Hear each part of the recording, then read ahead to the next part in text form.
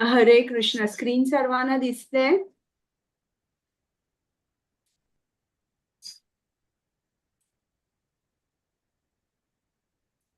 हो दिसते माताजी, दिसते. हरे कृष्ण. चालेल, चालू करूया आपण.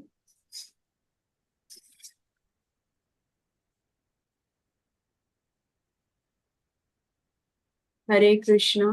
ओम अज्ञानतिमिरान्धस्य ज्ञानाञ्जनशलाकया चक्षुरुन्मिलितं येन तस्मै श्रीगुरवे नमः. श्रीचैतन्यमनोभीष्टं स्थापितं येन भूतले स्वयं रूप गदामह्यं ददाति स्वपदान्तिकम्. नम ॐ विष्णुपादाय कृष्णपृष्ठाय भूतले श्रीमते भक्ति वेदांत स्वामिन् इति नामिने. नमस्ते सारस्वते देवे गौरवाणी प्रचारिणे निर्विशेष शून्यवादी पाश्चातदेशतारिणे. हे कृष्णा करुणा सिंधु दीनबंधु जगतपते गोपेश गोपिका कांत राधा कांत नमोस्तुते. तप्त कांचन गौरांगी राधे वृंदावनेश्वरी वृषभानुसुते देवी प्रणमामि हरिप्रिये. जय श्री कृष्ण चैतन्य प्रभु नित्यानंद श्री अद्वैत गदाधर श्रीवासादि गौर भक्तवृंद. हरे कृष्ण कृष्ण कृष्ण हरे हरे हरे राम राम राम हरे हरे. हरे कृष्ण. हरे तर हो, आपला गेल्या शुक्रवारचा झाला नाही आणि या शुक्रवारी पण मला जरा पुण्याला जायचंय, काम आहे, म्हणून मग मी आज घेतला. तर आता आपण आज 8वा मंत्र आपण बघणार आहोत. काय आहे 8व्या मंत्रात? मंत्र सुरू ही स्लाइड कुठली आहे, कोण सांगू शकेल का? कृष्ण बलराम मंदिर ना, बरोबर. वृंदावन. हो, कृष्ण बलराम मंदिर वृंदावन. आणि अध्याय सुरू करण्या अगोदर आपण श्री श्री राधा गोविंदांना साष्टांग नमस्कार करून त्यांचे आशीर्वाद घेऊन ईशोपनिषदचं अध्ययन सुरू करूया. कृष्ण कृपामूर्ती श्रील प्रभुपाद यांनी आपल्यासाठी सोप्या शब्दात ईशोपनिषदाचा अनुवाद केलाय आणि समजावून सांगितलंय. त्यांना सुद्धा आपण मनपूर्वक आभार आणि दंडवत प्रणाम करूया. त्यांच्यामुळे आपण शास्त्र समजू शकतो. नामानिष्ठ प्रभूजी आणि प्रेमा माताजी ज्यांनी मला ट्रेनिंग दिलं, नामानिष्ठ प्रभूजी ज्यांनी हा उपक्रम चालू केला, त्या दोघांनाही माझा सादर प्रणाम. तर आता आपण 8वा मंत्र जो आहे त्या 8व्या मंत्रावर आहोत. पण एक थोडासा रिकॅप घेऊया की 6वा 7वा मंत्र जो आपण शिकलो, म्हणजे 6, 7 आणि 8 हे जर आपण क्लब केले मंत्र, तर त्यात आपल्याला काय समजतं की जो उत्तम अधिकारी आहे तो कृष्णाला कसा जाणतो, किंवा उत्तम अधिकारी जो आहे, शिला प्रभुपादांनी सांगितलंय की त्या उत्तम अधिकाऱ्यामध्ये कोणकोणते गुण असतात. आणि तो कृष्णाला कसा जाणतो. तर हे जे 6वा 7वा आणि 8वा मंत्र उत्तम अधिकारीचा दृष्टिकोन आपण बघतोय. पण जो 8वा मंत्र आहे, या 8व्या मंत्रामध्ये आपल्याला समजतं की कृष्णाचे कोणते गुण या उत्तम अधिकाऱ्यांनी जाणलेले आहेत आणि तो काय त्यांनी श्रीकृष्णाला कसं जाणलंय, कोणते गुण अ, त्या उत्तम अधिकाऱ्यांनी किंवा महाभागवतांनी जाणलेले आहेत. आता मी पहिल्यांदा हा श्लोक म्हणते, मग तुम्ही प्रत्येकाने हात वर करा ज्यांना श्लोक म्हणायचा आहे त्यांनी, पण शक्यतो सर्वांनी म्हणा. हं? अ, हरे कृष्ण. सप्रयागात् शुक्रम् अकायम् अव्रणम् अश्नावीरं शुद्धम् अपापविद्धम् कपूर यथा त्यक्तोर्थान् व्यदाच्च छातिभ्य सामान्यः. आता कोण म्हणतंय?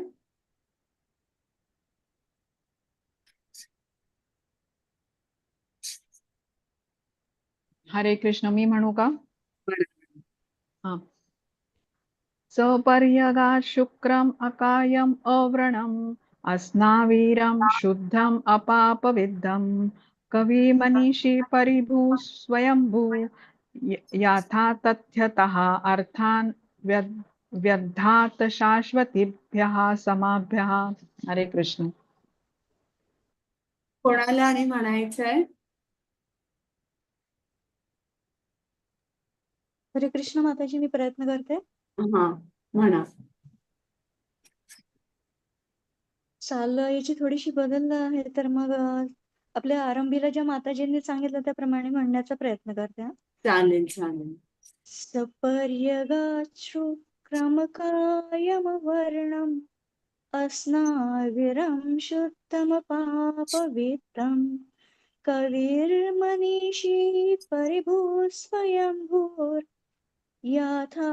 तथार्थान् वदथाच्च शश्वतेभ्यः समाभ्यः. हरे कृष्ण. हा, आणि कोणाला म्हणायचंय? बरं, चालेल. आपण आता याचा अनुवाद बघूया. क्षितिजा माताजी, अनुवाद वाचता का? हो. हरे कृष्ण. श्रीला प्रभुपाद की जय. जो अनादी काळापासून प्रत्येकाची इच्छा पूर्ण करीत आला आहे, तो सर्वात महान पुरुष, पूर्ण पुरुषोत्तम भगवान, भौतिक शरीर नसलेला, प्रत्येक वस्तूचा ज्ञाता, अनिंद्य, शरीरात शिरा नसलेला, शुद्ध, अदूषित, आत्मनिर्भर असा तत्वज्ञ आहे. हे अशा मनुष्याला तत्वतः माहीत असायला हवे. हरे कृष्ण.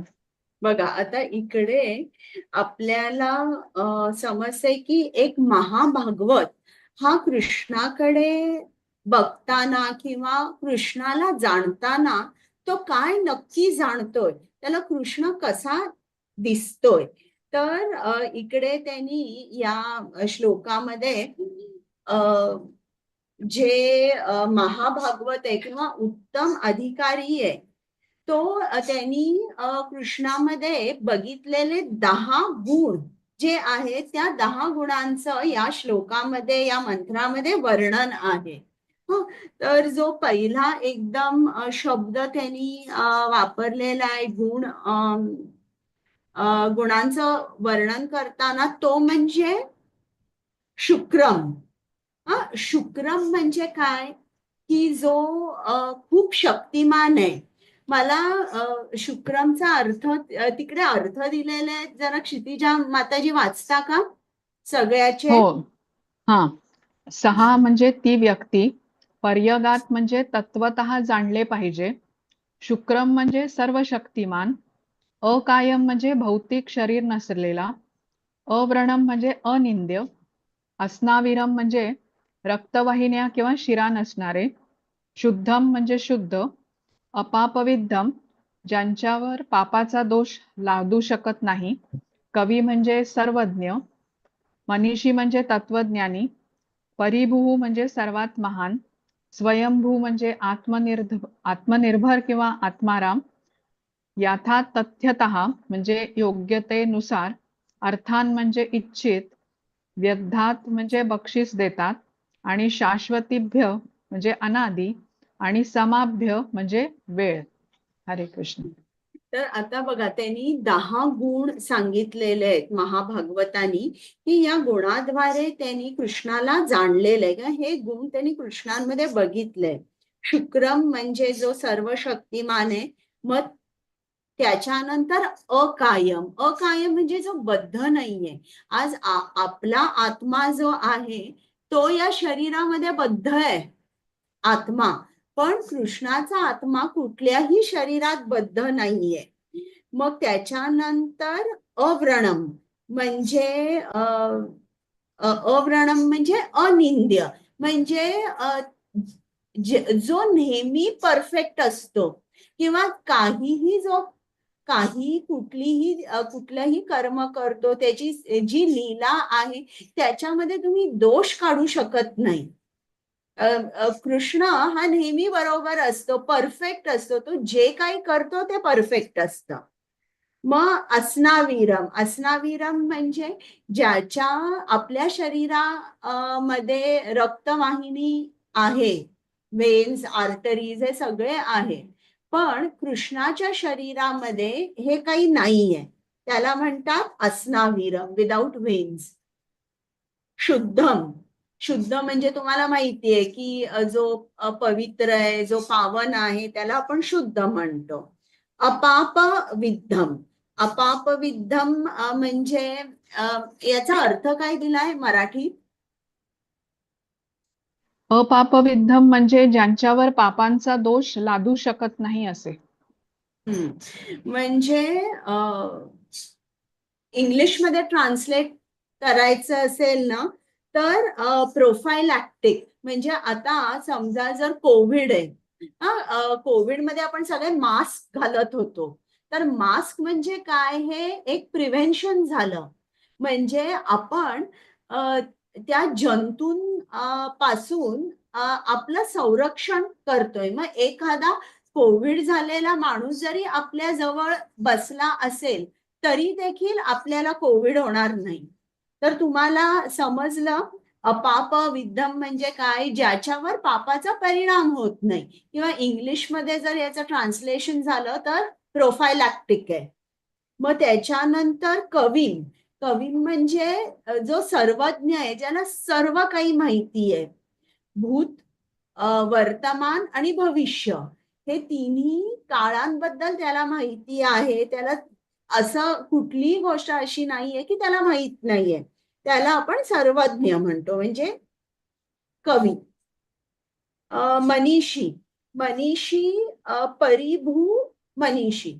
तर परिभू म्हणजे सर्वात मोठा, आणि मनीषी म्हणजे तत्वज्ञानी, किंवा जो सर्वात ग्रेटेस्ट फिलॉसॉफर, जो खूप श्रेष्ठ किंवा सर्वात श्रेष्ठ तत्वज्ञान ज्याला माहिती आहे, त्याला आपण मनीषी म्हणतो. मग त्याच्यानंतर स्वयंभू म्हणजे काय, सेल्फ सफिशियंट, की त्याला कसली गरज नाहीये. कृष्ण कसा आहे, कृष्ण पूर्ण तऱ्हेने स्वतंत्र आहे, त्याला दुसऱ्यांवर अवलंबून राहावं लागत नाही. आणि व्यदधात म्हणजे जो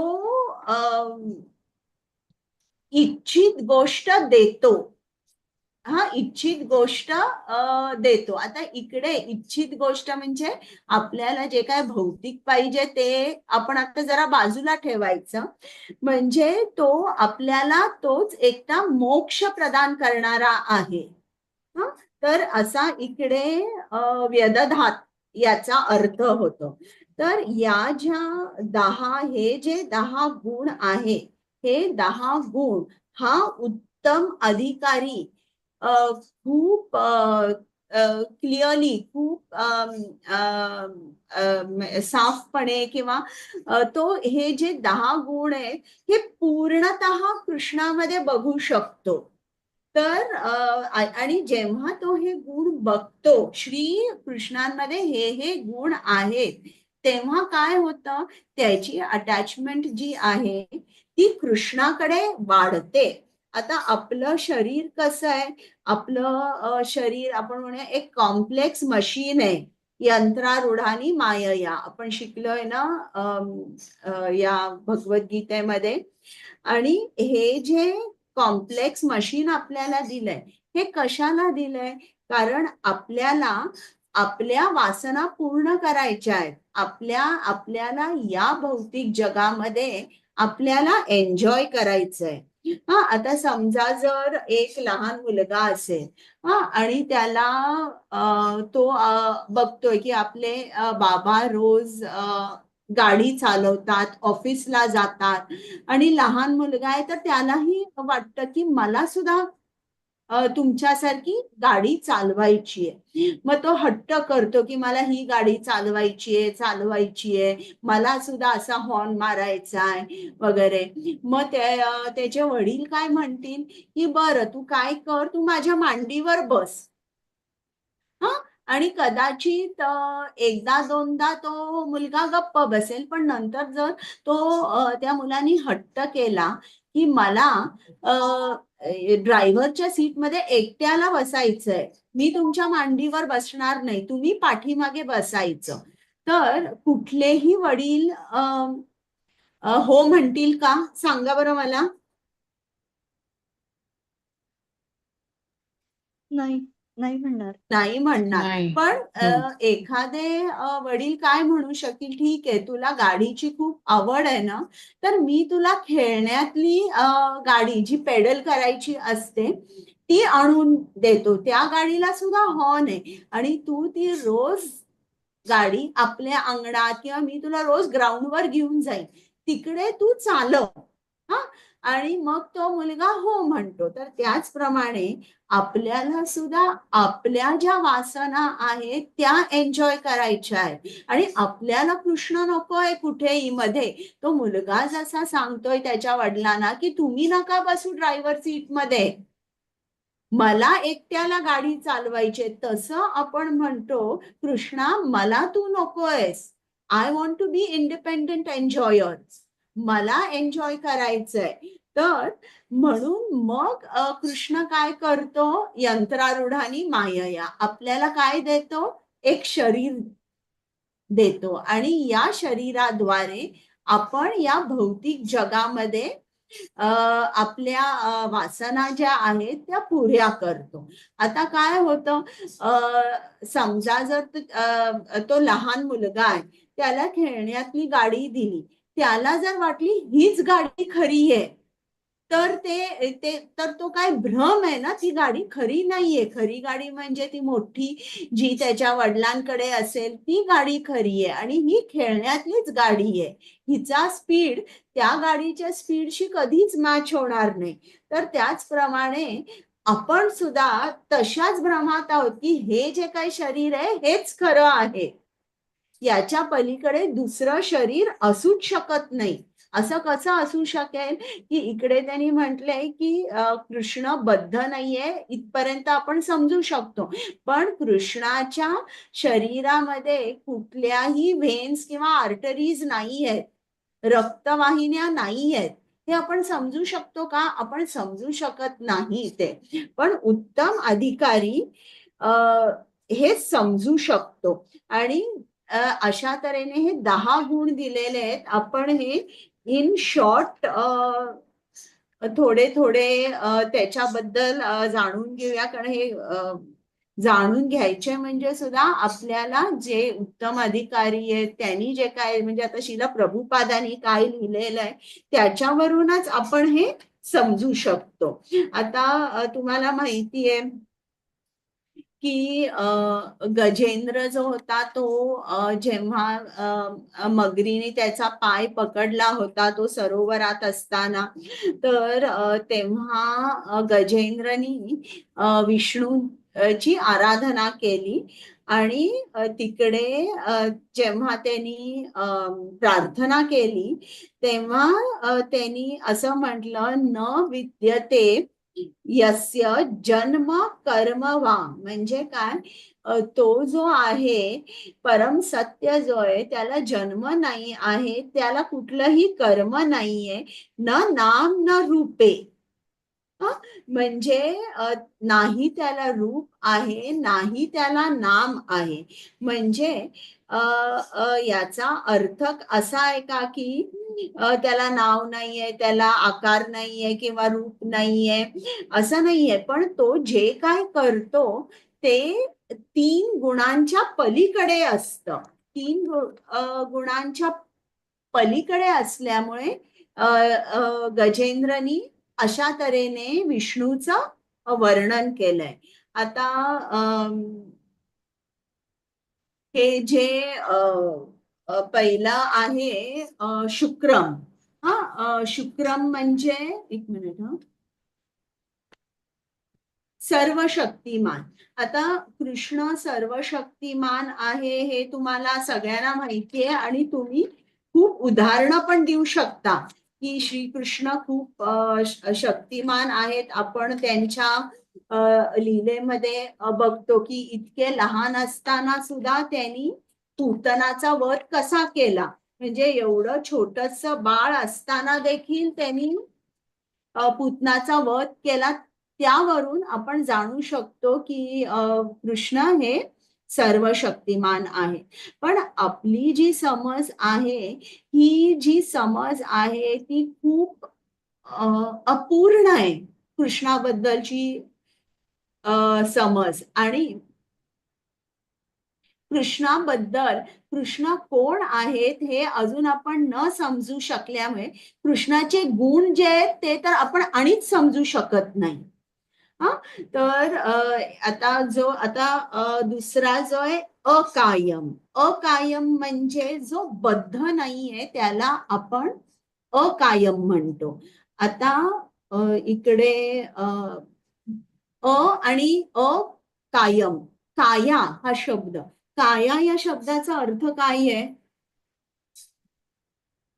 काया सांगा म्हणजे बरं. शरीर, शरीर. हा, शरीर किंवा त्वचा, त्यालाही आपण काया म्हणतो. तर काया म्हणजे शरीर. आता आपण जर बघितलं, जर जे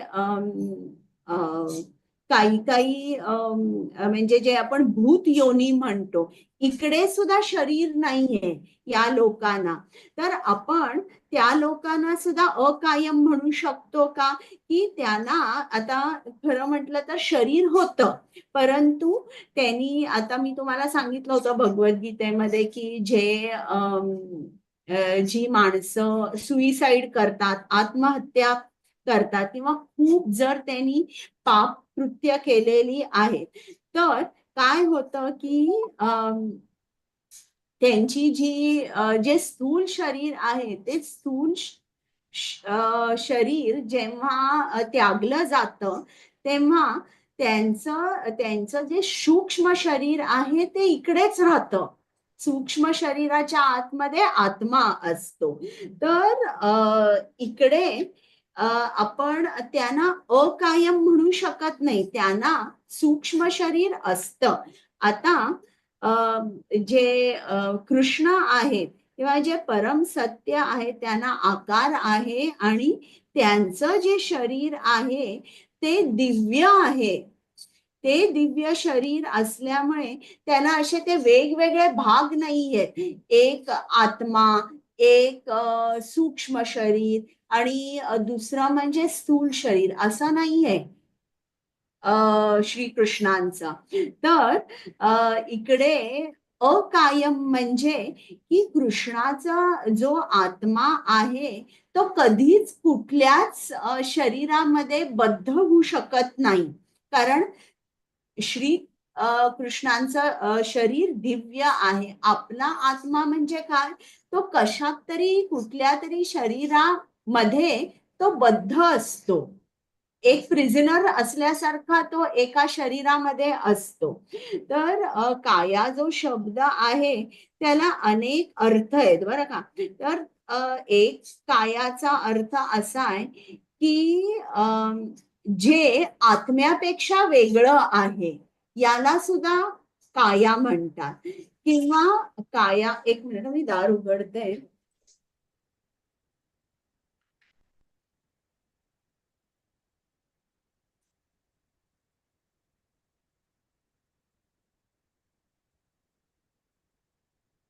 काया म्हणजे की काही काळामध्ये आपल्याला ज्याचा त्याग करावा लागतो त्यालाही काया म्हणतात. किंवा कायाचा आणि एक अर्थ म्हणजे की जे तुमच्या आत्म्याला डिग्रेड करतं. कसं डिग्रेड करतं? तुम्हाला अनेक शरीराच्या वासना देऊन तुमच्या आत्म्याला ते डिग्रेड करतं. तर त्यालाही काया म्हणतात. किंवा सगळ्यात सोपं कायाची व्याख्या म्हणजे काया म्हणजे तुमच्या आत्माच्या जे गतकर्म असतं ते त्या गतकर्मामुळे जे तुम्हाला मिळतं ते शरीर मिळतं किंवा ती काया मिळते. तर अशा तऱ्हेने काया मी तुम्हाला याचे विविध अर्थ सांगितले. आता हे जे अर्थ आहेत हे सगळे अर्थ कृष्णाला मॅच होतात का किंवा अप्लाय होतात का? नाही. आपण बघितलेलं आहे भगवद्गीतेमध्ये की कृष्ण 3 गुणांच्या अतीत आहेत. श्रीकृष्ण कर्माच्या पलीकडे आहेत. त्यामुळे त्याला काया मिळूच शकत नाही. तर हे जे अकायम आहे त्याचा तुम्ही अर्थ कसा समजून घ्याल की ज्याला काया नाहीये तो अकायम, पण कायाचा अर्थ काय आहे हे पहिल्यांदा तुम्हाला समजलं पाहिजे. आता मायावादी जे आहेत ते काय म्हणतात? अकायम म्हणजे की ज्याला रूप नाही आहे, जो निराकार आहे त्याला ते अकायम म्हणतात. पण ही समज बरोबर नाहीये. यामध्ये सुद्धा अनेक दोष आहेत, तर ही चुकीची आहे. तर म्हणून मी तुम्हाला कायाचे विविध अर्थ सांगितले की या अर्थावरून तुम्हाला समजू शकतं की कृष्ण जो आहे त्याला काया नाही. म्हणजे ती का नाही? कारण तो 3 गुणांच्या पलीकडे आहे, तो कर्मबंधनात अडकलेला नाहीये. तर अशा तऱ्हेने हा जो गुण आहे अकायम हा या उत्तम अधिकाऱ्यांनी जाणलेला आहे.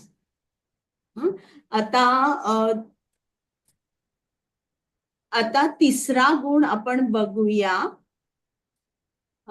अस्नावीरम.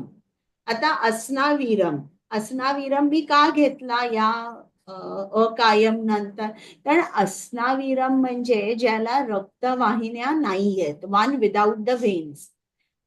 आता जर एखाद्याला शरीर नसेल तर मग पुढचं जे आहे त्याचा आपण विचारच करत नाही ना. त्याला रक्तवाहिन्या आहेत का, त्याला केस आहेत का किंवा डोळे आहेत का आपण बोलतच नाही. आपण म्हणतो शरीरच नाहीये तर मग रक्तवाहिन्या म्हणजे नसणारच. म्हणजे असं इट्स अंडरस्टूड की नो बॉडी नो वेन्स. कारण वेन्स हे आपल्या शरीराचा एक भाग आहे. आता उदाहरणार्थ समजा जर एक भिकारी आहे, त्याच्याकडे घर नाहीये, तर म्हणजे त्याचा अर्थ असा आहे ना की त्याची स्वतःची बेडरूम नाहीये किंवा हॉल नाहीये. पण आपण असं त्या भिकाऱ्याला विचारू का की तुझ्याकडे किती बेडरूम्स आहेत? नाहीच ना, कारण त्याला हॉलच, कारण त्याच्याकडे घरच नाहीये. मग या 8व्या मंत्रामध्ये असं का म्हटलंय की अस्नावीरम, की ज्याला रक्तवाहिन्या नाही आहेत.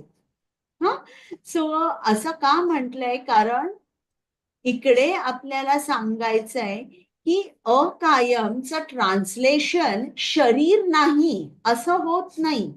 अकायमचं ट्रान्सलेशन काय होतं? अनएम्बॉडीड, म्हणजे जो बद्ध नाहीये. जो बद्ध नाहीये असं अकायमचं ट्रान्सलेशन होतं. पण शरीर नाही हे ट्रान्सलेशन होत नाही. तो आत्मा बद्ध नाहीये हे त्याचं लिटरल ट्रान्सलेशन होतं. म्हणजे अकायम म्हणजे की कृष्णाची कृष्णाचं जे शरीर आहे ते आपल्यासारखं नाहीये.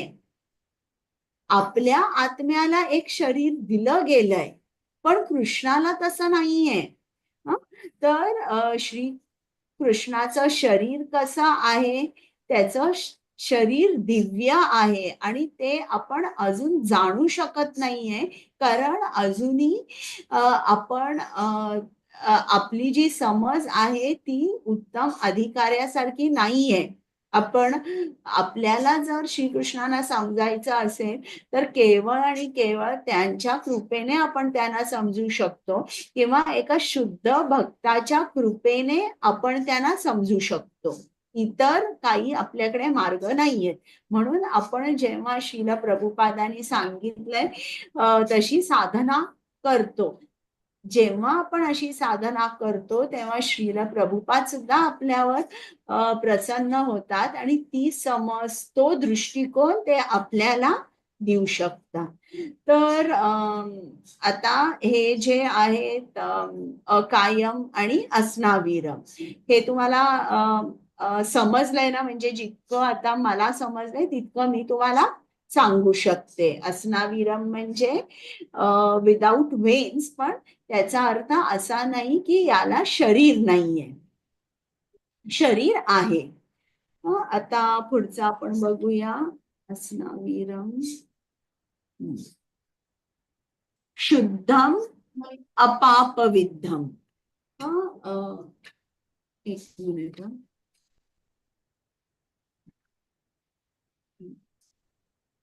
आता शुद्धम, शुद्धम म्हणजे जो पवित्र आहे, जो दुसऱ्यांना पवित्र करू शकतो, याला शुद्धम म्हणतात. आता इकडे या ज्या 8व्या मंत्रामध्ये श्रील प्रभुपाद आता समजावून सांगताना ते कुठलं उदाहरण देतात? रासलीलेचं ते उदाहरण देतात आणि त्याच्यामध्ये अव्रणम म्हणजे अनिंद्य, याचं सुद्धा एक्सप्लेनेशन श्रीला प्रभुपाद देतात. आता इकडे श्री कृष्णाला अव्रणम म्हटलंय, म्हणजे त्याला कोणीही करेक्ट करू शकत नाही किंवा सांगू शकत नाही हे चुकीचं आहे, हे चुकीचं आहे, सांगू शकत नाही. आणि रासलीलेमध्ये काय झालं की श्रीकृष्णाने बासरी वाजवली आणि सर्व गोप्या जे आहेत ते आपलं काम सोडून त्याच्याकडे पळत आल्या. तरी देखील आपण श्री कृष्णाला अनिंद्य म्हणतो, आपण त्यांची निंदा करू शकतो का? नाही. आता इकडे आचार्य उदाहरण देतात की एखादं छोटस बाळ आहे आणि ते आरशासमोर बसलेलं आहे, आणि आरशासमोर जेव्हा ते बसलेलं आहे तेव्हा त्या आरशामध्ये त्याला आपली प्रतिमा दिसते, आणि आपली प्रतिमा दिसल्यावर ते बाळ काय करतं की आरशावर आपल्या गालाला हात लावतं किंवा आपल्या हाताने हाताला हात लावतं. तर जेव्हा आपण असं ते बाळ करतंय तेव्हा आई किंवा वडील उभे असतील तर ते मोठ्या प्रेमाने त्या बाळाचं जे ते नाकाला हात लावतंय, गालाला हात लावतंय, प्रेमाने कौतुकाने बघतात. तर त्याचप्रमाणे जे उत्तम अधिकारी आहेत रासलीला, ते काय जाणतात की कृष्ण एक आहे आणि आपण सगळे त्याचे अंश आहेत, पार्ट अँड पार्सल्स. आता मी या हाताने हा हात घट्ट पकडला तर कोणी हसणार आहे का? नाही. हाही हात माझा आहे, हाही हात माझा आहे. तर तसंच कृष्ण आणि त्या सर्व गोपी ज्या होत्या त्या कृष्ण आणि कृष्णाचे सर्व भाग आहेत, कृष्णाचे सर्व अंश आहेत. तर कृष्ण आपल्या स्वअंशांबरोबरच नाच करतोय. तर यात काही चुकीचं किंवा निंद्य तुम्हाला वाटतं का? असं जेव्हा तुम्ही ऐकता तेव्हा तुम्हाला असं वाटतं का की हे चुकीचं आहे? सांगा बरं मला. नाही नाही म्हातारी. नाही हो, नाही वाटत. वाटत. हम्म. हा, तर अशा तऱ्हेने अव्रणम म्हणजे जो परफेक्ट आहे, नेहमी परफेक्ट आहे, ज्याच्यामध्ये आपण कुठलेही दोष काढू शकत नाही, अशा तऱ्हेने श्रीकृष्णांचं वर्णन इकडे या मंत्रामध्ये केलंय. आणि श्रील प्रभुपादांनी आपल्याला रासलीलेचे उदाहरण दिलेलं आहे. मग परत रासलीलाचं उदाहरण सांगताना श्रील प्रभुपादांनी शुद्धम आणि अपापविद्धम या 2 गुणांचं वर्णन केलेलं आहे. आता शुद्धम म्हणजे मी सांगितलंय जे प्युरिफाईंग आहे, आणि विद्धम म्हणजे जसा अँटीसेप्टिक आहे. हा, अँटीसेप्टिक कसं असतं की आपल्याला काही इन्फेक्शन झालं आणि तिकडे आपण अँटीसेप्टिक लावलं की ते इन्फेक्शन काय होतं, ते बरं होतं. हा, आणि जे शुद्धम आहे ते म्हणजे काय, प्रिव्हेंटिव्ह मेडिसिन. म्हणजे तुम्हाला माहिती आहे की इन्फेक्शन मला लागू शकतं, मग तुम्ही जे काय प्रिव्हेंशन घेता. आता अगोदर समजा जर काही लोक यात्रेला जाणार असतील किंवा दुसऱ्या गावी जाणार असतील, तर डॉक्टर जे ते त्यांना टायफॉइड कॉलराचं इंजेक्शन देत असे. म्हणजे जरी तुम्ही कुठेही गेला दुसऱ्या गावी, कुठलंही पाणी घेतलं, तर मग तुम्हाला टायफॉइड कॉलरा होणार नाही. तर आता आपण हे नाही बघत, कारण आपल्याला जिकडे जाऊ तिकडे मिनरल वॉटर, बिस्लरी वगैरे हे अवेलेबल असतं. तर आता इकडे म्हणजे जे इन्फेक्शन आपलं पूर्ण बरं करतं त्याला आपण अँटीसेप्टिक म्हणतो. म्हणजे शुद्धम म्हणजे प्युरिफाईंग, की आपण ज्याचं नाम घेतल्यानंतर आपण सुद्धा शुद्ध होतो, त्याला शुद्धम म्हटलेलं आहे. आणि अपापविद्धम म्हणजे प्रिव्हेन्शन ऑफ इन्फेक्शन, की इन्फेक्शन आपण स्वतःला व्हायला देत नाही. तर आता इकडे कृष्ण हे कसे आहेत, दोन्ही आहेत, अँटीसेप्टिक आणि प्रोफायलायटिक. म्हणजे ते आपल्याला झालेलं इन्फेक्शन सुद्धा पूर्ण बरं करतात आणि इन्फेक्शन होऊ नये याची पण काळजी घेतात. म्हणजे जेव्हा तुम्ही कृष्णाशी कनेक्ट होता, कृष्णाचं नाम घेता, या दोन्हीही गोष्टी पॅरलली होत राहतात. अँटीसेप्टिक आणि प्रिव्हेन्शन या दोन्ही गोष्टी होतात. आता जेव्हा आपण म्हणतो की मला एखादं इन्फेक्शन झालं आणि मग मी औषध घेतलं आणि मी बरा झालो किंवा बरी झाले, आणि मग त्याच्या पुढे मात्र हा रोग मला परत होऊ नये म्हणून मी काळजी घेते असं आपण म्हणतो. पण आता आपल्याला कुठला रोग झालेला आहे हे पहिल्यांदा माहित पाहिजे. जो आपल्याला रोग झालेला आहे त्याला भवरोग म्हणतात. भवरोग म्हणजे ऍक्च्युली काय आहे की आपल्याला या भौतिकाचं खूप असतं, खूप अटॅचमेंट असते भौतिकाची, याला भवरोग म्हणतात. हा, आणि किंवा भवरोग म्हणजे जो आत्मा असतो तो शरीराकडे खूप अटॅच्ड असतो. का, कारण त्याला शरीराद्वारे अनेक इंद्रियांचे उपभोग घ्यायचे असतात. आणि असं झाल्यामुळे सोल, जो आत्मा जेव्हा शरीराकडे खूप अटॅच्ड असतो तेव्हा नॅचरली काय होतं की आपण कर्मबंधनात अडकतो, बॉन्डेज.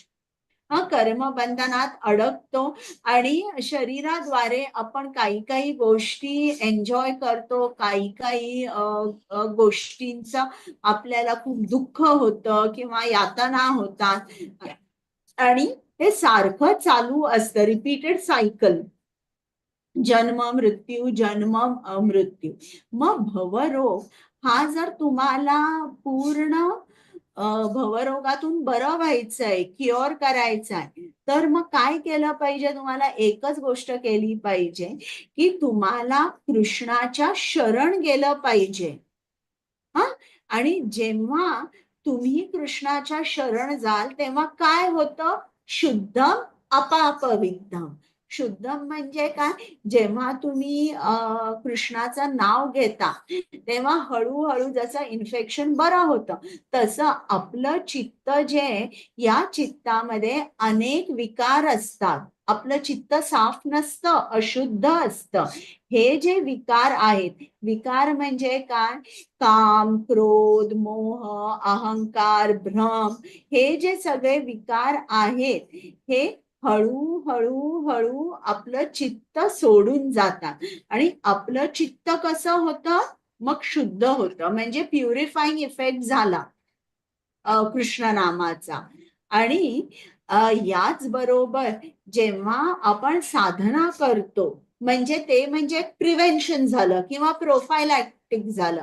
प्रिव्हेन्शन कसं होतं, आता बघा, जेव्हा आपण साधना करतो, आपण सकाळी उठतो, जप करतो, मग आपण कृष्ण प्रसादमच खातो, मंगल आरती अटेंड करतो, आपण मंदिरात जातो. मग हे जेव्हा स्पेशली जप, जेव्हा सकाळी उठून तुम्ही ब्रह्ममुहूर्ताला जप करता, तुमचं चॅन्टिंग करता आणि दिवसभरात मग कुठलेही तुम्हाला टेम्पटिंग सिच्युएशन्स येऊ शकतील, की अरे आता हिने मला सिनेमाला बोलवलंय किंवा मला आज बाहेरच खायला जायचंय, मग मी बाहेर माझ्या मैत्रिणींबरोबर, मित्रांबरोबर जाईन.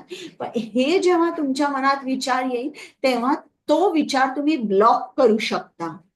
तुम्ही म्हणू शकता, म्हणजे तुम्हाला इच्छाच होणार नाही, किंवा इच्छा जरी झाली तरी तुम्ही म्हणाल नाही, मला खावंसं वाटतंय, पण मी काय करीन, घरी सर्वांसाठी सुंदर कृष्ण प्रसादम करीन. आणि ते जे ती जी सिच्युएशन आहे, तुम्ही त्या सिच्युएशनला सहज बाजूला करू शकाल. का, कारण तुम्ही आता उच्च तुम्हाला उच्च रुची, म्हणजे नामाची जी हायर टेस्ट आहे ती तुम्हाला आलेली आहे. तर अशा तऱ्हेने कृष्ण नाम आहे ते शुद्धम पण आहे आणि अपापविद्धम. आणि शिला प्रभुपादांनी सुद्धा सांगितलेलं आहे की जेव्हा आपण कृष्ण नाम घेतो तेव्हा जणू काय हा जो भवरोग आहे, या भवरोगाच्या अगेन्स्ट आपण एक व्हॅक्सिनेशन घेतोय आणि या व्हॅक्सिनेशनमुळे आपली इम्युनिटी खूप चांगली होते आणि हा जो भवरोग आहे तो आपल्याला काही करू शकत नाही. मग श्रीमद भागवतम मध्ये हे जी रासलीला सांगितलेली आहे ना, 10वा स्कंद 33 अध्याय आणि 39वा श्लोक, तिथपासून मला वाटतं ती सुरू होते. तर तिकडे तुम्हाला श्रीमद भगवद्गीतेमध्ये शुकदेव गोस्वामींनी सांगितलेलं आहे की मोठमोठे ऋषी, महर्षी हे रासलीला ऐकून कामापासून त्यांना पूर्ण मुक्ती मिळालेली आहे. तर जेव्हा तुम्ही कृष्णलीला ऐकता किंवा रासलीला ऐकता, तेव्हा तुम्ही काम वासने पासून पूर्ण मुक्त होता. मग समजा जर ही रासलीला ऐकून तुम्ही काम वासनेपासून मुक्त होता, तर असं होऊ शकेल का की कृष्ण काम वासनेमध्ये अडकलेले आहेत आणि म्हणून ते गोप्यांबरोबर नृत्य करतायत, असं होऊ शकेल का? नाही, हे दोन्ही विपरीत आहेत. तर कृष्ण जे आहेत हे कधीही या विकारांच्या वशमध्ये ते येऊ शकत नाही, ते विकार रहित आहेत. तर हे एक अपापविद्धम आणि शुद्धम याचा अर्थ शिला प्रभुपादांनी आपल्याला रासलीलेद्वारा समजून सांगितलेला आहे. आणि चैतन्य महाप्रभूंनी सुद्धा, ते तर अगदी कडक संन्यासी होते, एकदम स्ट्रिक्ट संन्यासी असून देखील त्यांनी रासलीला जी आहे त्या रासलीलेचं त्यांनी खूप रासलीलेची स्तुती केलेली आहे. आणि संन्यासी जे आहे त्यांचं जे अंडरस्टँडिंग, त्यांची जी समज असेल ती उत्तम अधिकाऱ्यासारखी, म्हणजे चैतन्य महाप्रभू हे स्वतः कृष्णच होते. तर त्यांना जे संन्यासी आहेत त्यांना माहिती आहे की रासलीला ही एक स्पेशल इव्हेंट आहे, स्पेशल इव्हेंट आहे. आणि इकडे जे याच्यामध्ये दिसतं तुम्हाला, भौतिक जगामध्ये जे काय तुम्हाला दिसतंय हा एक आध्यात्मिक जगाचा प्रतिबिंब आहे. हे सर्व खोटं आहे, खरं नाही आहे. आणि टेम्पररी ते खरं असेल, पण अल्टिमेटली काय होईल, इकडे नाशच होणार आहे. हे खरं किंवा इकडे कायमचं असं काही नाहीये. म्हणून हे पूर्ण तऱ्हेने संन्यासी जाणत असल्यामुळे ते कुठल्याही भौतिक गोष्टींकडे आकर्षित होत नाही. हे एक संन्यासांचं असतं, ते लगेच समजू शकतात की हे भौतिक जे काय आहे की ते भौतिकाकडे आकर्षित न झाल्यामुळे ते काय करतात, हे जे याचं प्रतिबिंब आहे, आध्यात्मिक जगाचं प्रतिबिंब आहे, ते त्याला इझिली गिव्हअप करू शकतात. पण जे परम सत्य आहे तिकडे मात्र ते कधीही असं दाखवत नाही. म्हणजे ते त्या परम सत्याकडे, कृष्णाकडे खूप अटॅच होतात. आणि त्यांना माहिती आहे की हे जे या भौतिक जगामधल्या सगळ्या ज्या ऍक्टिव्हिटीज आहे ते आध्यात्मिक जगाचं एक प्रतिबिंब आहे. आता जेव्हा आपण रासलीला बघतो तेव्हा आपल्याला आपण काय बघितलेलं असतं, बॉलिवूड मधले अनेक सिनेमा बघितलेले असतात. त्या सिनेमामध्ये काय, एक हिरो असतो, हिरोईन असते. तर आपण रिफ्लेक्शनच जाणल्यामुळे आपल्याला तेच वाटतं की जेव्हा आपण आध्यात्मिक साहित्य वाचतो तेव्हा हे भौतिक विचार आपण कॅरी फॉरवर्ड करतो त्या लीलेमध्ये सुद्धा, आणि सगळं चुकीचं आपण इनपुट्स आपल्या मनामध्ये घालतो. तर हे जे आहे हे आपल्याला नीट लक्षात ठेवलं पाहिजे. श्रीला प्रभुपादांनी आपल्याला हे खूप छान तऱ्हेने समजावून सांगितलेलं आहे. आता एक मिनिट. बरं, आता कवीही हे तुम्हाला लक्षात आहे का की भगवद्गीतेमध्ये कुठे हा शब्द आलेला आहे, कवीर किंवा कवी कुठे आलेला आहे, कोणी सांगू शकाल? हरे कृष्ण, अध्याय 10वा, विभूती योग मध्ये, कवी नाम अशुनामध्ये. बरोबर. आणि कुठे? 8वा अध्याय 8.9 बघा. आहे का कोणाकडे भगवद्गीता समोर? तिकडे हो पहिलाच आहे. शब्द आहे. बरं, तर 9वा. तिकडे सुद्धा अर्थ काय दिलाय, कवी सर्वज्ञ. कोणी हे श्लोक वाचू शकाल का? म्हणजे तुमच्या लक्षात आलं पाहिजे ईशोपनिषद वाचताना सुद्धा की हा शब्द भगवद्गीतेत आलाय का, आला तर कुठे आलाय. हरे कोणी कृष्ण. वाचू शकाल का? हा, कारण वाचता यात कवी. सुद्धा कृष्णाच्या गुणांचं वर्णन केलेलं आहे. हरे कृष्ण. हा, वाचा. 8.9 मध्ये, हो, 8.9. कविं पुराणमनुशासितारम् अणोरणीयां समनुस्मरेद्यः सर्वस्य धातारमचिन्त्य रूपम् आदित्यवर्णं तमसः परस्तात्. हरे कृष्ण. अरे, आणि अनुवाद पण वाचा. हो.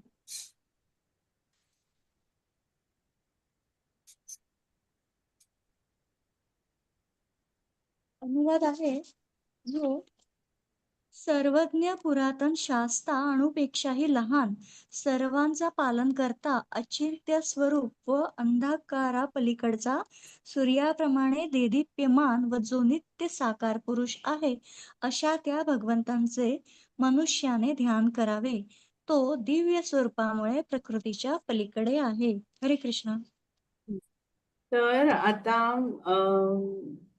हे जे श्रीकृष्णांचे गुण आहेत ना, ते श्रीला प्रभुपादांनी जसे रासलीला घेऊन एक्सप्लेन केलेले आहेत, तसं त्यांनी त्यांच्या ट्रान्सलेशन अनुवाद जो आहे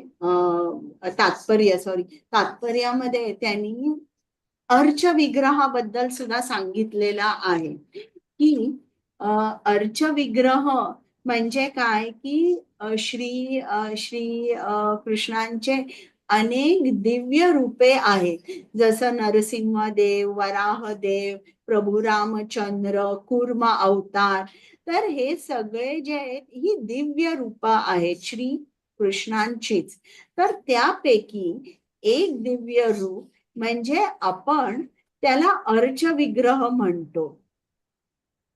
आता जेव्हा एखादा अभक्त आहे, जो भक्त नाही आहे, तो जेव्हा अर्च विग्रहाकडे बघतो तेव्हा कृष्ण काय करतो की जे दिव्य आहे ते भौतिक करतो, म्हणजे स्पिरिट इनटू मॅटर असं तो कन्वर्जन करतो श्रीकृष्ण. आणि जेव्हा एक शुद्ध भक्त अर्च विग्रहाकडे बघतो तेव्हा श्रीकृष्ण काय करतात की जे भौतिक आहे त्याचं रूपांतर दिव्यात करतात, मॅटर इनटू स्पिरिट. म्हणून तुमच्या लक्षात येईल एक एक जे आता श्रीला प्रभुपादांचंच उदाहरण द्यायचं तर ते जेव्हा जात असे विविध इस्कॉन मंदिरामध्ये तेव्हा अर्च विग्रह जे कृष्ण आणि राधा हे त्यांच्याकडे बोलायचे, म्हणजे त्यांच्या लक्षात यायचं की इकडे सेवा नाहीये, कृष्ण इतके बारीक का बरं झाले, यांना सेवा मिळत नाहीये का, यांना खायला मिळत नाहीये का, किंवा त्यांना ऍक्च्युली मी काही म्हणजे कुठे आता वाचलं मला लक्षात नाहीये, पण काही जे शुद्ध भक्त आहे त्यांना कृष्णाला अर्च विग्रहाला हात लावल्यावर सुद्धा त्यांना जाणवायचं की त्याचं आज अंग गरम आहे, किंवा त्यांना म्हणजे असं जिवंतपणा त्या अर्च विग्रहामध्ये जाणवायचा. तर हे जे आहे हे काय आहे की आपल्याला जेव्हा आपण बघतो तेव्हा आपण भौतिक गोष्ट बघतो की हा पंचधातूंचा अर्च विग्रह आहे, हा लाकडाचा अर्च विग्रह आहे. तर हे जे उत्तम अधिकारी आहेत त्यांना ते तसं दिसत नाही, त्यांना श्रीकृष्णच स्वतः तिकडे आहेत, म्हणजे श्रीकृष्णाचं दिव्य रूप त्यांना दिसतं. आता कोणी म्हणेल ठीक आहे, श्रीकृष्णाचं दिव्य रूप त्यांना दिसतं आणि अर्च विग्रह हा हे एक कृष्णाचं दिव्य रूप आहे. तरी पण असं बऱ्याचदा झालंय ना की मुघल लोकांनी भारतात येऊन त्यांनी अनेक मंदिरांची तोडफोड केली. त्यांनी तोडफोड करताना त्या अर्च विग्रहाचे हात पाय सुद्धा तोडलेले आहेत. आणि असं जेव्हा झालं, मग अर्च विग्रह जर दिव्य असेल तर मग अर्च विग्रहाने आपल्या स्वतःचं रक्षण आणि इतर जे मंदिरातली जे भक्त होते त्यांचं रक्षण का केलं. पण असं जर तुम्ही म्हटलं तर असं बघा, आपण कधीही अर्च विग्रह जो आहे त्यांना अंडर एस्टिमेट करू शकत नाही किंवा मिसबिहेव करू शकत नाही. अर्च विग्रह हे स्वतः श्रीकृष्ण आहे आणि काही काळाने त्या ज्यांनी हे अर्च विग्रह हातपाय तोडले हे त्यांना काही काळाने किंवा लगेच त्यांच्यावर भयंकर काळ येतो. असं नाहीये की त्यांनी पैसे लुटले, ते आपल्या शहरात गेले आणि आता ते मस्ती मौज करतायत, असं नाहीये. आता एक गोष्ट मी ऐकली ती तुम्हाला सांगते की एक मुस्लिम बाई होती आणि ती जगन्नाथ मंदिरात आली आणि जगन्नाथ मंदिरात आल्यावर ती तिचे पाय सरळ करून अं, अं, जगन्नाथ बलदेव आणि सुभद्रा देवीच्या समोर पाय असे पसरून बसली. मग काही वेळाने पुजारी तिकडे आला आणि त्याला वाटलं कदाचित तिला माहित नसेल, पण त्यांनी सांगितलं तिला की माताजी तुम्हाला माहित नसेल पण देवाकडे पाय पसरून आपण बसत नाही किंवा पाय दाखवून आपण बसत नाही, तुम्ही मांडी घालून बसू शकता. मग ती बाई काय म्हणाली की हे जगन्नाथ मला काय करू शकतात, काहीच करू शकत नाही, मी अशीच बसणार.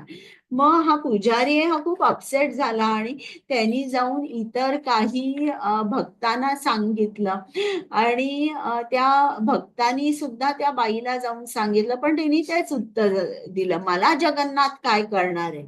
मग काही वेळाने ते जेव्हा पुजारी प्रसाद देत होते तेव्हा त्यांनी ही पण बाई आली म्हणून त्यांनी या बाईला प्रसाद दिला आणि त्या बाईनी काय केला, त्या पुजारीच्या समोर तो प्रसाद घेतला आणि बाहेर जाऊन एका बाहेर जिकडे गार्डन होती त्या गार्डन मध्ये प्रसाद फेकला. आता परत हा पुजारी खूप अपसेट झाला आणि तो एकदम बाहेर गेला आणि पहिल्यांदा त्यांनी प्रसाद उचलला, कारण प्रसाद जो आहे तो ग्रहण करायचा असतो, असा फेकायचा नसतो. ही गोष्ट झाली आणि त्याला त्या बाई बद्दल खूप राग आला, तो बाईकडे काही बोलायलाही गेला नाही पुजारी. मग ही बाई घरी गेली आणि घरी गेल्यानंतर तिला थोडा ताप आला आणि सकाळपर्यंत तिला 104 105 असा ताप आला. मग हिचा नवरा डॉक्टरांकडे गेला आणि डॉक्टर त्याला म्हणाले 105 ताप आहे आणि 2 डिग्रीने जरी ताप चढला तर तुझी बायको मरणार आहे. मग असं जेव्हा त्या बाईला स्वतःहून समजलं की ती खूप क्रिटिकल आहे तेव्हा तिने आपल्या नवऱ्याला सांगितलं की ती त्या मंदिरात कशी वागली होती. मग तिचा नवरा लगेच मंदिरात गेला, त्यांनी पुजारीला रिक्वेस्ट केली की जगन्नाथ सुभद्रा देवी आणि बलदेव महाराजांची माझ्या बायकोतर्फे माफी मागा आणि त्यांनी पुजाऱ्याला सांगितलं मला थोडा प्रसाद दे आणि मग तो प्रसाद घेऊन आला, त्या बायकोला दिला आणि हळूहळू हळू तिचा मग ताप कमी आला. तर अर्च विग्रह आपल्याला डिक्लेअर करायला आलेले नाही की आय एम सुप्रीम, सर्व शक्तिमान मी आहे हे डिक्लेअर करायला आले नाही. अर्च विग्रह च जे रूप आहे त्याच्या पाठीमागे कृष्णाची एकच काय बरं एकच ध्यानात घेऊन कृष्णाने अर्च विग्रहाचं रूप धारण केलंय. ते म्हणजे काय की अर्च विग्रहामध्ये असताना कृष्णाचा मूड वेगळा आहे. तो म्हणजे काय की त्याला शुद्ध भक्तांची सेवा स्वीकारायची असते. म्हणजे आपण अभिषेक करतो, भोग देतो किंवा सुंदर वस्त्राने कृष्णाला सजवतो, श्रीकृष्णांची आरती करतो, तर हे सगळं या अर्च विग्रह रूपातच आपण करू शकतो. तर म्हणजे अर्च विग्रह कसा आहे की भक्तांच्या हातामध्ये अर्च विग्रह बिकम्स हेल्पलेस, म्हणजे काहीच करू शकत नाही, तो पूर्ण भक्तांच्या स्वाधीन असतो. याचा अर्थ असा आहे का की अर्च विग्रह म्हणजे शक्तिमान नाही आहे का? कृष्ण सर्वशक्तिमानच आहे, कृष्ण पुरुषोत्तमच आहे, कृष्णच सुप्रीम आहे, पण अर्च विग्रहामध्ये कृष्णाचा मूड वेगळा असतो. तो मूड वेगळा असल्यामुळे कृष्ण काय करतो, कृष्ण त्या भक्ताच्या हातात पूर्ण तऱ्हेने स्वाधीन असतो. आणि अर्च विग्रहाचं रूप श्रीकृष्णाने का घेतलंय? कारण एका शुद्ध भक्ताने तसं कृष्णाकडे त्यांनी प्रार्थना केली आहे, कृष्णाने विनंती केली आहे. आणि या अर्च विग्रह रूपामध्ये कृष्ण सेवा स्वीकारतो. तर इतकं सगळं आपल्याला श्रीला प्रभुपादांनी त्यांच्या तात्पर्यामध्ये सांगितलेलं आहे. आणि एक शेवटचा गुण आहे, एक मिनिट चला मी बघते. व्यदधात म्हणजे त्याचा अर्थ मराठीत काय दिलाय क्षितिजा माताजी? हा, बक्षीस देतात. हा, बक्षीस देतात. आता बक्षीस देतात म्हणजे याचा अर्थ नाही की आपल्या सगळ्या भौतिक कामना ते पूर्ण करतात. इकडे बक्षीस देतात याचा ते तर पूर्ण करतातच, पण बक्षीस देतात याचा अर्थ म्हणजे ते मोक्ष प्रदान करतात. आता बघा, एक म्हणजे एक क्वालिफिकेशन असतं. कुठला एक माणूस शिकलेला असेल, त्याच्याकडे एखादी डिग्री असते. हा, ती डिग्री जेव्हा त्याला प्रदान केली जाते, त्या डिग्रीचं जेव्हा ऍप्लिकेशन म्हणूया, म्हणजे एखादा उदाहरणार्थ माणूस असेल की ज्यांनी लॉ पूर्ण तऱ्हेने अभ्यास केलेला आहे, तो ऍडव्होकेट झालेला आहे, हायकोर्टमध्ये प्रॅक्टिस करतोय, आता तो जज होण्याच्या लायकीचा आहे, पण कुठल्या तरी अथॉरिटीनी, म्हणजे आपण म्हणूया चीफ जस्टिस किंवा जे जजेस चूज करतात त्यांनी त्याला ते पद दिलं पाहिजे ना, की तू जज हो म्हणून. ती पोझिशन त्याला दिली पाहिजे. ती पोझिशन दिल्यावरच तो जज म्हणून प्रॅक्टिस करू शकतो. तर अशा तऱ्हेने एक डिग्री असते, पण ती डिग्री कोणीतरी आपल्याला ती डिग्री जाणून जेव्हा आपल्याला एखादी पोझिशन दिली जाते, तेव्हाच आपल्याला रिझल्ट दिसतो. आता प्रल्हाद महाराज 7व्या स्कंदात म्हणतात, श्रील प्रभुपाद आपल्याला सांगतात की प्रल्हाद महाराज सांगतात, आता मी इंग्लिश मध्ये हे वाचल्यामुळे सांगते, the apparent protector is not the actual protector. म्हणजे जे आपल्याला वाटतं की जो आपला रक्षण करताय तो खरा रक्षण करता नसतो. म्हणजे एखादं छोटं मूल आहे, मुलाला काही लागलं किंवा कुठल्या संकटात आहे, तर ते मूल नॅचरली काय करतं की आपल्या आई वडिलांकडे जातं आणि आई वडिलांना सांगतं की बाबा मी इकडे पडले किंवा मला इकडे लागलं, किंवा आईला सांगतं की आई मला खूप भूक लागली आहे, मला आत्ता जेवण दे. पण आई वडील हे दोन्हीही आपल्या मुलाचं कायमच संरक्षण करू शकतात का? नाही. कधीतरी असं दिसतं की छोट्या मुलांना कॅन्सर होतो किंवा भयंकर रोगाने ते ग्रस्त होतात. अशा वेळेला आई वडील काही मदत करू शकतात का? नाही. त्याच्यामुळे प्रल्हाद महाराजांनी सांगितलं, the apparent protector is not the actual protector. कधी कधी आपल्याला असंही दिसतं की एक पेशंट आहे, खूप आजारी आहे आणि डॉक्टर त्याला औषध देतात, पण त्या औषधाचा काही जास्त असर होतच नाहीये त्या रोगावर. तर असं दिसतं की जे औषध आहे त्यांनी माणूस पूर्ण बरा होत नाही, उलटा तर तो मरूही शकतो.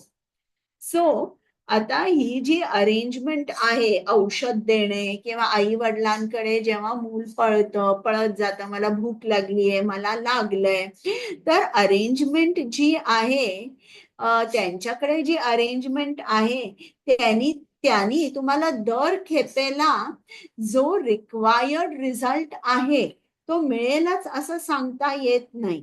का? कारण तुम्हाला माहितीये की हायेस्ट सँक्शन जी आहे ती कृष्णाची आहे. जोपर्यंत कृष्ण सँक्शन देत नाही तोपर्यंत आपल्याला इकडे फळ मिळत नाही. तर जे आपलं गतकर्म आहे त्या गतकर्मावर आपल्याला फळ मिळत असतात. आता जे कर्मवादी असतात, कर्मवादी काय म्हणतात, सगळं काही माझ्या हातात आहे, मी अभ्यास करीन आणि मला यश मिळेल.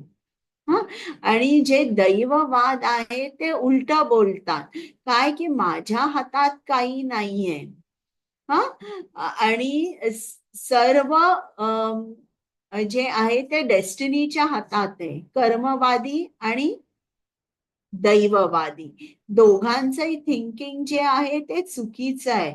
खरं म्हटलं तर इकडे आपल्याला व्यधधात यात काय समजतं की आपला जो एफर्ट आहे तो 100% पाहिजे आणि दैव जे आहे ते म्हणजे श्रीकृष्णाचा सँक्शन आणि या दोघांची बेरीज केल्यावर आपल्याला फळ मिळतं. आता जो शेतकरी आहे तो काय करतो, आपलं शेत नांगरतो. मग इकडे दैव म्हणजे काय, पाऊस. पाऊस पडल्यानंतरच त्याच्या शेतामध्ये चांगलं पीक येणार.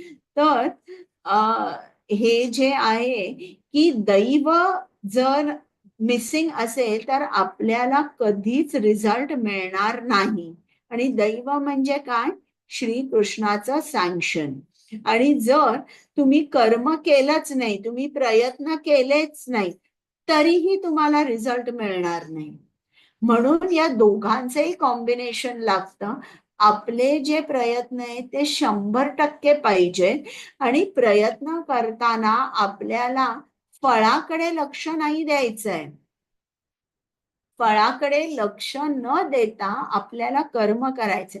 पण कर्म करताना आपण कसं केलं पाहिजे, कृष्णाप्रित्यर्थ कर्म केलं पाहिजे, कृष्णाच्या आनंदासाठी केलं पाहिजे. कृष्णा, तू मला ही शक्ती दिली आहेस, तू मला ही इंद्रिय दिली आहेस, हे सर्व काही तुझं आहे, मी तुला अर्पण करणार आहे. आणि फळाकडे जेव्हा आपण आता आज तुम्ही आज आपलं लक्ष 100% असेल फळाकडे, पण जेव्हा तुम्ही मंत्र म्हणता, जेव्हा भगवद्गीता समजून घेता, तेव्हा हळूहळू हळू कर्मफळाची अपेक्षा कमी होते. मग हळू 90%, मग 80%, मग 50%. एक मिनिट, मी जरा दार उघडते.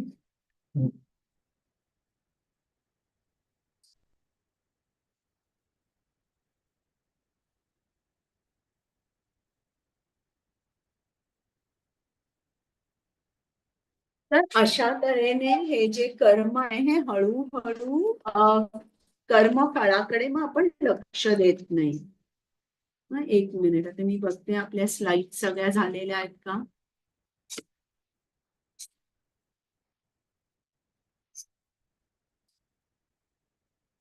म्हणजे आता इकडे त्यांनी कायमचा अर्थ सांगितलाय की आपलं जे आत्मा आहे त्या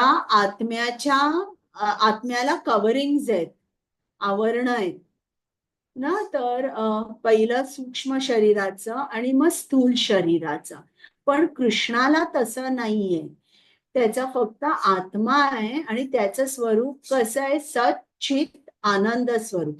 पण याचा अर्थ असा नाहीये की अकायम म्हणजे की त्याला तो निराकार आहे असा अर्थ नाहीये. आणि मग हे मी तुम्हाला क्लिअरली समजून सांगितलं.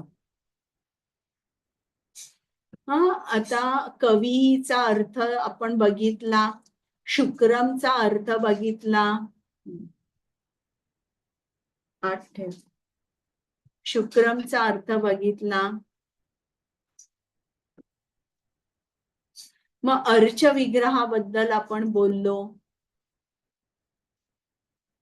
आपल्याला अर्च विग्रह म्हणजे वेगळा दिसतो. जे उत्तम अधिकारी आहेत त्यांना अर्च विग्रह म्हणजे श्रीकृष्ण स्वतः त्यांना दिसतात.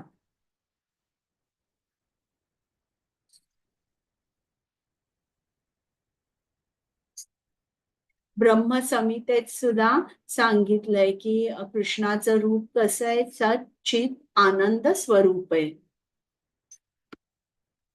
आणि कृष्णाचं शरीर आपल्यासारखं नाहीये. म्हणजे त्याचं आपल्याला जसं इंद्रिय, आता डोळे, आपले डोळे फक्त बघू शकतात. डोळे खाऊ शकतात का? नाही. पण कृष्णाची इंद्रिय अशी आहे की त्यांनी डोळ्यांनी जरी आपण भोग दिलेला बघितला तरी डोळ्यांनी सुद्धा कृष्ण ग्रहण करू शकतात. तर त्यांची जी इंद्रिय आहेत ती इतर इंद्रियांची सुद्धा कामं करू शकतात. मग शुद्धम आपण हे बघितलं. शुद्धम म्हणजे की जे अँटीसेप्टिकचं काम करतं आणि इन्फेक्शन बरं करतं. आणि अपापविद्धमचं आपण बघितलं की अपापविद्धम म्हणजे जे प्रिव्हेंटिव्ह आहे ते. म्हणजे कृष्ण नाम कसं आहे की त्यांनी इन्फेक्शन तर बरं होऊ शकतं, पण आपल्याला परत भवरोगापासून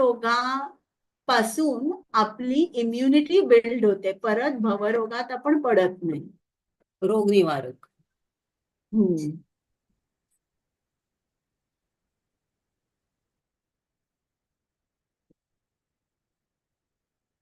रासलीलेबद्दल सांगितलंय. मग परिभू म्हणजे सर्वश्रेष्ठ आणि मनीषी म्हणजे तत्वज्ञान जाणणारा, तत्वज्ञानी.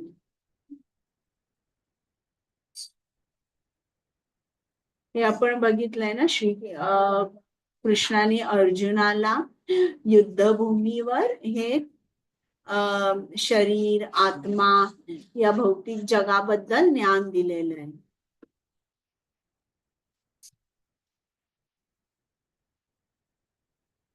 आता इकडे या शब्दाचा अर्थ आहे यथात त्यात यतः. म्हणजे इकडे कृष्ण काय, आपली इच्छा जी आहे ना, श्रीकृष्ण आपल्याला ती इच्छा देतात. जे काय हवंय ते आपल्याला श्रीकृष्ण देतात. जे काय आपल्या इच्छा आहे त्या इच्छा पुरवतात. पण इकडे जर तुम्हाला अर्थ घ्यायचा तर इकडे आपण म्हटलं पाहिजे की मोक्ष, ते मोक्ष देतात. मग इकडे हायकोर्ट जजचं उदाहरण सांगितलंय की ते देताना सुद्धा कसं असतं, आपले प्रयत्न लागतात आणि कृष्णाचा सँक्शन लागतो. तर कृष्णाचा सँक्शन जेव्हा असतो, कृष्ण देताना कृष्ण बघतो की यांनी गतकर्म कशी केलेली आहे किंवा याला मी सँक्शन दिलं तर याचा मिसयूज तर होणार नाही. तर अशा विविध गोष्टी बघून कृष्ण आपल्याला ज्या हव्या आहेत त्या गोष्टी प्रदान करत असतात.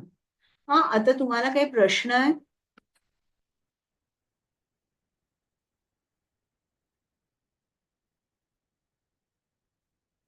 समजला का तुम्हाला? मला जसा हो. समजला तसा मी तुम्हाला थोडासा, जरा अवघड आहे ना हा मंत्र, सोपा नाहीये.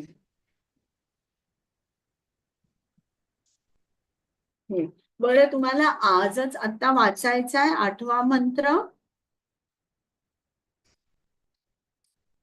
काय करायचंय तुम्हाला? वेळ आहे की पुढच्या खेपेला आपण घेऊया?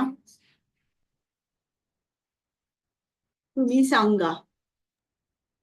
हरे कृष्ण वाचू शकतो माताजी. बरं, चालेल. बाकीच्यांना म्हणजे जमत असेल तर. बाकीच्यांना काय? चालेल. बरं, चालेल. मग मी शेअर करते स्क्रीन.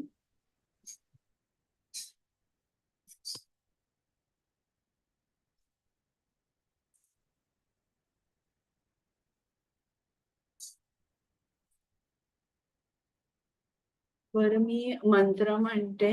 बरं, अमृता माताजी मंत्र म्हणता? हो माताजी म्हणते. हरे कृष्ण.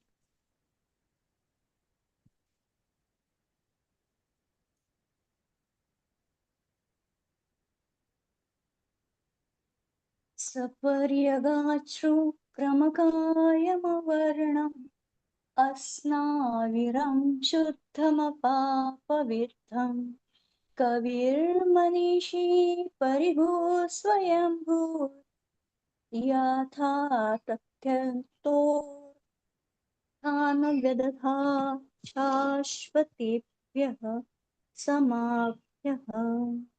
हरे कृष्ण. अनुवाद? अनुवाद वाचायचंय? वाचा वाचा. श्रील प्रभुपाद की जय. हरे कृष्ण. जो अनादी काळापासून प्रत्येकाची इच्छा पूर्ण करीत आला आहे तो सर्वात महान पुरुष, पूर्ण पुरुषोत्तम भगवान, भौतिक शरीर नसलेला, प्रत्येक वस्तूचा ज्ञाता, अनिंद्य, शरीरात शिरा नसलेला, शुद्ध, अदूषित, आत्मनिर्भर असा तत्वज्ञ आहे. हे अशा मनुष्याला तत्वतः माहीत असायला हवे. हरे कृष्ण. बरं, आता कोणाला वाचायचंय हात वर करा. मी वाचू माताजी? हा, संजना माताजी, मग सायली माताजी. हो चालेल. तात्पर्य शिला प्रभुपाद की जय. हरे कृष्ण. हरे कृष्ण माताजी, धन्यवाद. तात्पर्य: भगवंत निराकार नाहीत हे त्यांच्या दिव्य आणि शाश्वत स्वरूपाच्या वर्णनातून सूचित होते. त्यांचे दिव्य रूप हे या भौतिक जगातील रूपाप्रमाणे नाही. या जगातील जीवांची रूपे भौतिक प्रकृतीमुळे निर्माण झालेली असतात व ती एखाद्या भौतिक यंत्राप्रमाणे कार्य करतात. भौतिक शरीराच्या रचनेत रक्तवाहिन्या, नाड्या अशी यंत्रासारखी रचना अवश्य असते, परंतु भगवंतांच्या दिव्य शरीरात अशी गोष्ट नसतात. या श्लोकात स्पष्टपणे सांगितले आहे की त्यांनी एखादा देह धारण केला नाही. याचाच अर्थ असा की त्यांचे शरीर आणि आत्मा यांच्यात भेद नाही. तसेच भगवंतांना आपल्यासारखे निसर्ग नियमाप्रमाणे शरीर धारण करावे लागत नाही.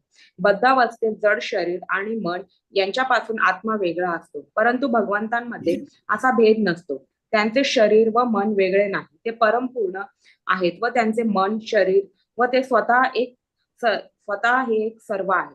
ब्रह्मसंहितेमध्ये 5.1 भगवंतांचे अशाच प्रकारे वर्णन केले आहे. तिथे त्यांना सच्चिदानंद विग्रह म्हटले आहे. याचा अर्थ असा की त्यांचे स्वरूप दिव्य अस्तित्व, ज्ञान व आनंदाने पूर्ण आहे. त्यांना आपल्याप्रमाणे वेगळे मन आणि शरीर यांचं आवश्यकताही नसते. वैदिक शास्त्र स्पष्टपणे सांगतात की भगवंतांचे शरीर आपल्यापेक्षा अगदी वेगळ्या प्रकारचे आहे, म्हणून कधी कधी त्यांचे वर्णन निराकार असे केले जाते. ही निराकारता म्हणजे त्यांचे शरीर असल्याप्रमाणे नसते किंवा आपल्या कल्पनेप्रमाणेही नसते. ब्रह्मसंहितेमध्ये 5.32 पुढे सांगितले आहे की भगवंत आपल्या शरीराच्या कोणत्याही अंगाने इतर इंद्रियाचे कार्य करू शकतात. अर्थात भगवंत हाताने चालू शकतात, पायाने एखादी वस्तू स्वीकारू शकतात, डोळ्यांनी खाऊ शकतात वगैरे. श्रुती मंत्रामध्ये सुद्धा म्हटले आहे की भगवंतांचे हातपाय आले असल्याप्रमाणे नसले तरी त्यांचे वेगळ्या प्रकारचे हात व पाय असतात आणि त्यांच्या मदतीने ते अर्पिलेल्या कोणत्याही वस्तूचा स्वीकार करू शकतात. ते इतर कोणत्याही व्यक्तीपेक्षा जलद गतीने धावू शकतात. हीच गोष्ट या 8व्या मंत्रामध्ये शुक्रम सर्वशक्तिमान या शब्दाचा उपयोग करून सांगितली आहे. 7व्या मंत्रात सांगितल्याप्रमाणे भगवत अनुभूती झालेल्या प्रामाणिक आचार्यांनी प्राणप्रतिष्ठा केलेले मंदिरातील विग्रह हे भगवंतापासून अभिन्न आहेत. श्रीकृष्ण हे भगवंतांचे मूळ स्वरूप आहेत व ते बलदेव, राम, नृसिंह, वराह यांसारख्या असंख्य रूपात आपला विस्तार करतात.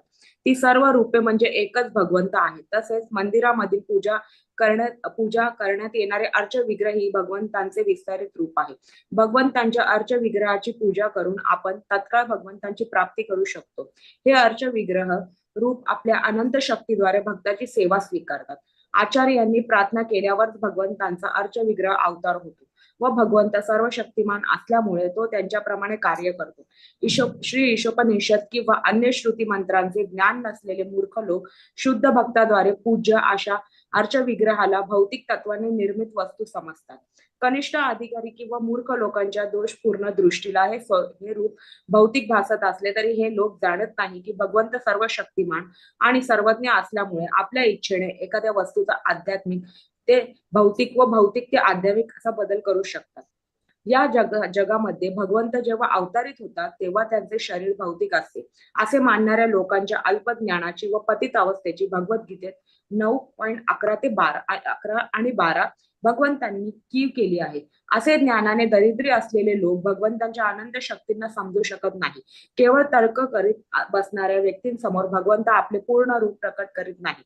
आपल्या शरणागतीच्या प्रमाणातच त्यांचा साक्षात्कार होऊ शकतो. जीवात्म्याच्या अधोगतीचे एकमेव कारण म्हणजे भगवंतांबरोबर असलेल्या संबंधाची विस्मृती होय. या मंत्रांमध्ये आणि वेदांच्या हरे अन्य कृष्ण हरे कृष्ण. हरे कृष्ण. सायली माताजी. हो, हरे कृष्ण. मी वाचते. या मंत्रामध्ये आणि वेदांच्या अन्य मंत्रांमध्ये हे स्पष्टपणे सांगितले आहे की भगवंत अनादी काळापासून सर्वांच्या गरजा पूर्ण करीत असतात. जीवात्मा एखादी गोष्ट प्राप्त करण्याची इच्छा करत असतो आणि भगवंत त्याच्या योग्यतेप्रमाणे ती इच्छा पूर्ण करतात. जर एखाद्याला उच्च न्यायालयातील न्यायाधीश व्हायचे असेल तर त्याला केवळ आवश्यक पात्रता मिळवून भागणार नाही, तर ती पदवी बहाल करणाऱ्या अधिकाऱ्याची संमती सुद्धा मिळवावी लागते. पद प्राप्त करण्याकरता नुसती योग्यता पुरेशी नसते. कोणत्या तरी श्रेष्ठ अधिकाऱ्याने ते पद बहाल केले पाहिजे. अशाच प्रकारे जीवात्म्यांच्या योग्यतेनुसार भगवंत त्यांना भोग प्रदान करतात. केवळ योग्यता आपल्याला सर्व काही मिळवून देते असं नाही, तर भगवंताची कृपा ही आवश्यक आहे. भगवंतांजवळ काय मागणे मागावे किंवा कोणते पद प्राप्त करावे हे सामान्यपणे जीवाला माहीत नसते. परंतु जेव्हा जीवाला स्वतःची स्वरूप स्थिती समजते तेव्हा तो भगवंताची संगत प्राप्त करण्याची व त्यांची दिव्य प्रेममयी सेवा करण्यासाठी प्रार्थना करतो. दुर्दैवाने मायेच्या प्रभावामुळे बद्ध जीव इतर काहीतरी अनावश्यक गोष्टींची मागणी करत असतात. भगवद्गीतेत 2.41 अशा प्रकारच्या मनोवृत्तीला बहुशाखा असे म्हटले आहे. आध्यात्मिक बुद्धी एक असते, परंतु भौतिक बुद्धी विविध प्रकारची असते. श्रीमद भागवतात 7.5 30 ते 31 सांगितले आहे, जे बहिरंगा शक्तीचे क्षणिक सौंदर्याने मोहित होतात त्यांना भगवत धामात परत जाणे हे जीवाचे खरे ध्येय आहे याचे विस्मरण होते. या विस्मृतीमुळे मनुष्य अनेक कार्यक्रम व योजना आखून परिस्थिती बरोबर जमवून घ्यायचा प्रयत्न करतो, परंतु हे सर्वच चोथा चघळण्यासारखे आहे. परंतु भगवंत इतके दयाळू आहे की जीवात्म्याच्या या व्यवहारात ते मुळीच अडथळा आणत नाही. श्री ईशोपनिषदातील या मंत्रात यथातथ्यतः हा अत्यंत समर्पक शब्द वापरला आहे. याचा अर्थ असा की जीवाच्या इच्छेनुसार भगवंत वरदान देत असतात. जर एखाद्याला जीवाला नरकवास भोगायचा असेल तर त्याकरता भगवंत खुशाल परवानगी देतात. जर कोणाला भगवत धामात परत जायचे असेल तर त्याला भगवंत मदत करतात. येथे भगवंतांना परिभू किंवा सर्वात महान असे म्हटले आहे. कोणीही त्यांच्या समान किंवा त्यांच्यापेक्षा मोठा नाही. भगवंतांकडून आपल्यासाठी वस्तू मागणाऱ्या जीवात्म्यांना त्या ठिकाणी भिकारी म्हटले आहे. जीवात्म्यांनी मागितलेल्या वस्तू भगवंत पुरवतात. जर जीवात्मे भगवंत इतके शक्तिमान असते किंवा ते सर्व शक्तिमान किंवा सर्वज्ञ असते तर भगवंतांकडून काही वस्तू मागण्याचा, अगदी तथाकथित मुक्ती मागण्याचा सुद्धा प्रश्नच उद्भवला नसता. भगवत धामात परत जाणे हीच खरी मुक्ती होय. निर्विशेषवाद्यांनी मनात आणलेली मुक्ती म्हणजे केवळ कपोल कल्पनाच आहे. जोपर्यंत भिकाऱ्याची आध्यात्मिक इंद्रिये ताळ्यावर येत नाहीत ते व त्याला त्याच्या स्वरूप स्थितीचे ज्ञान होत नाही तोपर्यंत त्याचे इंद्रिय भोगा करता भीक मागणे अविरत चालूच राहते. हरे केवळ कृष्ण. भगवंत हरे कृष्ण. आणि कोणाला वाचायचंय?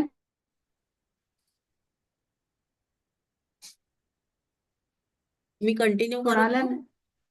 हा, चालेल. चालेल. हरे कृष्ण. केवळ भगवंत आत्मनिर्भर किंवा आत्माराम आहेत. जेव्हा भगवान श्रीकृष्ण 5000 वर्षापूर्वी या भूतलावर अवतरले तेव्हा त्यांनी विविध लीला चरित्रातून आपले भगवत्तेचा पूर्ण प्रकाश केला. त्यांनी आपल्या बालपणातच अघासूर, बकासूर आणि षटकासुरासारख्या अनेक शक्तिशाली राक्षसांचा वध केला आणि त्यासाठी बाह्य प्रयत्नांनी त्यांना आवश्यकता पडली नाही. वजन उचलण्याचा कसलाही सराव न करता त्यांनी गोवर्धन पर्वत उचलला. त्यांनी कोणतीही सामाजिक बंधन किंवा निंदा याची पर्वा न करता गोपिकांच्या बरोबर रास नृत्य केले. जर गोपी त्यांच्याजवळ पारकीय भावाने गेल्या असल्या तरी श्री चैतन्य महाप्रभूंसारख्या कठोर संन्यासी आणि नियमांचे दृढतेने पालन करणाऱ्या गोपी व श्रीकृष्णांच्या प्रेम संबंधांची पूजा केली आहे. भगवंत सदैव शुद्ध आणि निर्मळ आहेत याची पुष्टी करण्याकरता ईशोपनिषद श्री ईशोपनिषद यांचे शुद्धम आणि अपापविद्धम असे वर्णन करते. भगवान अशा दृष्टीने शुद्ध आहेत की जर एखाद्या अशुद्ध वस्तूने त्यांना स्पर्श केला तरी ती वस्तू सुद्धा शुद्ध होते. अपापविद्यम हा शब्द त्यांच्या संघाचे सामर्थ्य दर्शवतो. जे भगवद्गीतेत 9.30 ते 31 सांगितले आहे की प्रारंभी एक भक्त सुदुराचारी चांगले आचरण न करणारा वाटत असला तरी त्याचे शुद्ध म्हणून स्वीकार केला पाहिजे, कारण तो योग्य मार्गावर आहे. भगवंताच्या संगतीच्या अपापविद्यम प्रकृतीमुळे असे घडत असते. भगवंत अपापविद्यम सुद्धा आहेत, कारण पाप त्यांचे स्पर्श देखील करू शकत नाही. ते करीत असलेले कार्य वरकरणी जरी पापकृत्यच आहे असे वाटले तरी अशी कार्य पूर्णपणे शुभ असतात, कारण ते पापाने दूषित होण्याचा प्रश्नच नाही. सर्व परिस्थिती परम शुद्ध असल्या कारणाने त्यांना कित्येक वेळा सूर्याची उपमा देतात. सूर्य पृथ्वीवरील अनेक घाणेरड्या जागेतील पाणी काढून टाकतो, परंतु तरीही तो स्वतः शुद्धच असतो. खरे म्हणजे आपल्या जंतुनाशक शक्तीने या घाणेरड्या वस्तूला तो शुद्ध करतो. जर सूर्य एक भौतिक वस्तू असूनही इतका शक्तिशाली आहे तर सर्व शक्तिमान भगवंतांच्या शुद्धतेचा सामर्थ्याची आपण कल्पना सुद्धा करू शकत नाही. हरे कृष्ण. हरे कृष्ण. बरं, काही तुम्हाला प्रश्न आहेत का? मी हे रेकॉर्डिंग बंद करते.